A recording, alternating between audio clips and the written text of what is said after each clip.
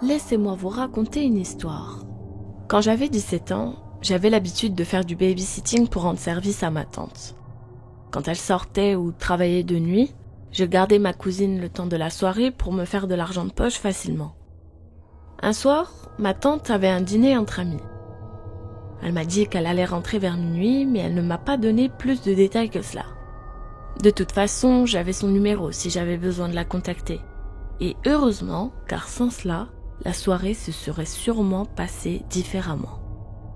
Ma tante nous avait laissé de l'argent avant de partir afin que nous puissions commander des pizzas. Je venais de passer commande et en attendant qu'elles arrivent, ma cousine et moi nous sommes installés dans le salon. Elle jouait avec ses poupées pendant que je zappais les chaînes sans trop regarder.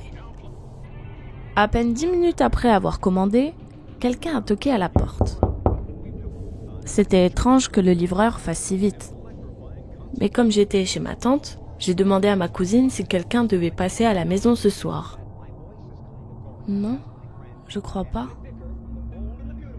J'ai ensuite pensé à ma tante, qui était peut-être revenue chercher quelque chose à la maison, mais j'ai tout de suite compris qu'il ne s'agissait pas d'elle quand la personne a tambouriné sur la porte encore plus fort que la première fois. Pour vérifier, je suis allée voir de qui il s'agissait. Je me suis approchée et là, l'horreur. Un homme avec un grand sourire se tenait devant la porte. Sarah, ouvre-moi. Quand il a dit le prénom de ma cousine, j'ai tout de suite paniqué. Puis il s'est mis à essayer d'ouvrir la porte. Sans réfléchir, j'ai éteint la télé, j'ai récupéré mon portable et j'ai pris ma cousine pour qu'on aille se cacher dans la salle de bain. C'était la seule pièce qu'on pouvait fermer à clé. On s'est caché sous le lavabo en espérant qu'il arrêterait de toquer. Il venait de réussir à entrer dans la maison. J'ai immédiatement écrit un SMS à ma tante pour la prévenir. Ma cousine était morte de peur. Alors, pour la rassurer, je lui ai dit « On va jouer au roi du silence. Il ne faut surtout pas faire de bruit, d'accord ?» Il était juste à côté. Il se déplaçait lentement dans la maison. Il était à notre recherche. À tout moment, il allait casser la porte de la salle de bain aussi. Ma tante n'avait toujours pas répondu à mon premier message. Alors je lui en ai écrit un autre, lui demandant d'appeler la police.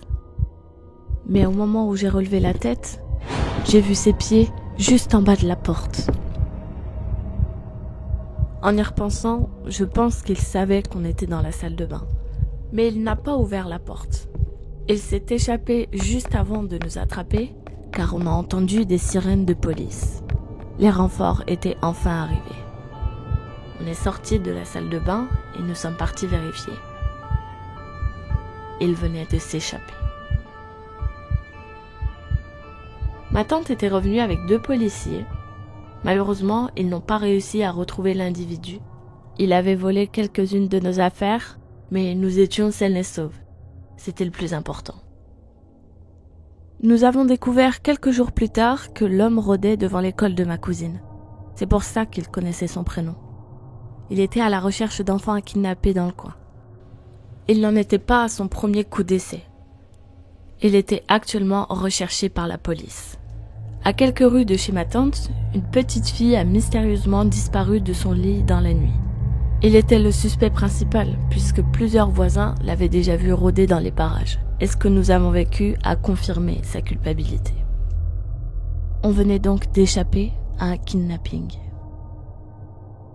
Cette soirée fut l'expérience la plus terrifiante de ma vie.